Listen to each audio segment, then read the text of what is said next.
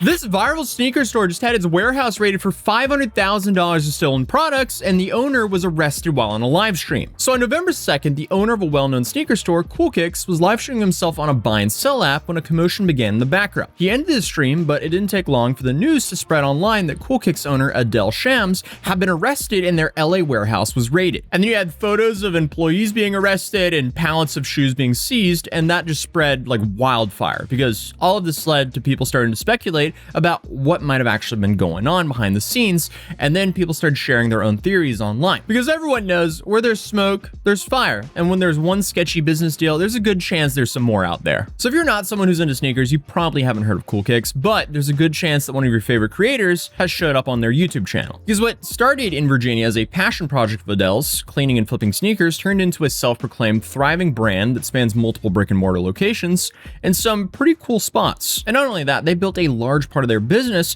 through their creative viral marketing strategies and, like I mentioned, a 1.9 million sub YouTube channel. And I guess they became pretty known for being one of the main stores that a lot of influencers and famous people decided to shop at. And then it became a fan favorite because fans went there to see if they could find either an influencer or any other celebrity shopping there as well. Because they've been hosting shopping sprees for everyone from iShowSpeed to Fuzi to most of the people in FaZe Clan. But Coolkicks was definitely not immune to using one of the worst ways possible to go viral: prank style content, which is a little bit of a weird look for a reseller store to be posting videos like this. We bought sneakers with fake money. We spent thousands on fake sneakers. I tried to sell fake Air Mags at sneaker stores. And honestly, these videos might actually have contributed to the raid happening in the first place, because I really cannot imagine it helps your case when you're posting videos with titles like "We sold fakes to Coolkicks." And this is as a sneaker store that's supposed to have a reputation of, selling authentic items. Just like fraud investigations inside, it just looks like a bad idea to post content like that. Your own employees apparently couldn't detect fakes? Like, hello? And then on top of that, you're in possession of more than one pair of fake shoes. Like, isn't this just implying that more pairs could potentially slip through the cracks? And then suddenly the whole backbone of your business can collapse, which apparently it kind of did. Because now it doesn't really seem to matter whether these pranks carried any real weight, because the LAPD revealed that during their raid, they recovered over $500,000 worth of stolen Nike products, including unreleased sneakers and apparel. And this wasn't just a regular LAPD conducting the raid. This was a bunco and forgery agency, which is a division that specializes in cases linked to fraud, counterfeit goods, and other similar offenses. And while no official statements have been released regarding the actual charges, it is being alleged that Adele's arrest was linked to the possibility of the store selling counterfeit products. And I mean, if their YouTube is used as evidence at all, it's not looking great. We bought 500 real sneakers. Someone tried selling us 500 fake sneakers. I bought fakes on accident. We sold fakes to Coolkicks. Like, why would you do this as a reputable reseller? It just does not make sense. Obviously, that was just a bad idea. And naturally, sneakerheads started coming up with their own theories on Twitter and Reddit and bringing up the numerous accusations already floating around of them selling fake items or using them as items in giveaways on their Whatnot live stream. And that's pretty interesting because I guess in theory you could run giveaways or even raffles and charge people a smaller amount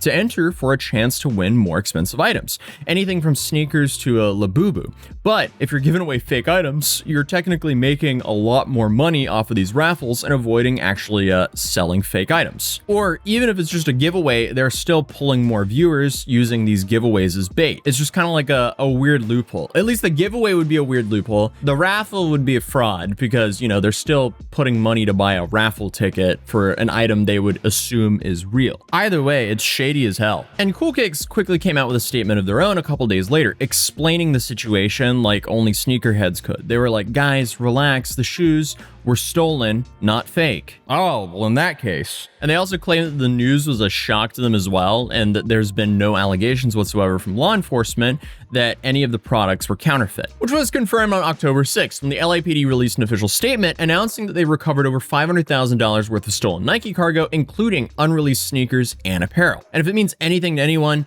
they specifically named Cavestone Air Jordan 4s, Nike Air Max 95s, apparently as many as 2,100 pairs of sneakers, and 150 boxes of Nike apparel. So that's definitely not petty theft. That's a pretty large operation. And to be fair, this statement did lack any allegations of the products being counterfeit. So maybe Coolkicks was telling the truth about that part. And honestly, if the allegations of fraud had stuck, it would have likely marked the end of Coolkicks altogether. A hit like that to your credibility in the sneaker community could pretty much ruin you for good. However, the LAPD is using the coolkicks case to underscore a larger problem, the apparent commercial supply chain theft, stating that further arrests are expected. Apparently, stolen sneaker cargo has been a recurring issue in recent years. I saw this article that apparently happened in 2025 where train robbers in California and Arizona conducted a heist that resulted in nearly $2 million worth of stolen Nike products. So I mean, who knew that they're still running Red Dead Redemption style train heists, except for sneakers this time? And look, even if Adele Shams avoids any charges and all this gets magically sorted, it's unfortunately resurfaced a bunch of old clips of influencers having, let's say, less than positive things to say about coolkicks. Because you had Kai Cenat's shoes falling apart while he was being interviewed. And I remember I was on a flight, it's when it hit me. I was on a flight and I was watching, oh my gosh. Man, Damn, bro. Did we get that? That joke got some fake Yeezys. That joke got Hell nah. He got us some Peasies. Oh, Them hell nah. Peasies. Them Peasies. Them ain't no Yeezys. Yo, Yeah, we got that. fell off. Yo, Yeah, coolkicks. And then you have Stable Ronaldo saying that they were guilty. I'm not gonna lie, every time I've met him, I don't even care if it ends up not being him. I'll just say it now, bro. His vibe was so weird. And then Fuzi accusing him of being clout chasers. He unfollowed me. I check if I'm following him. It says, you are. 2 weeks later, I get a text from who?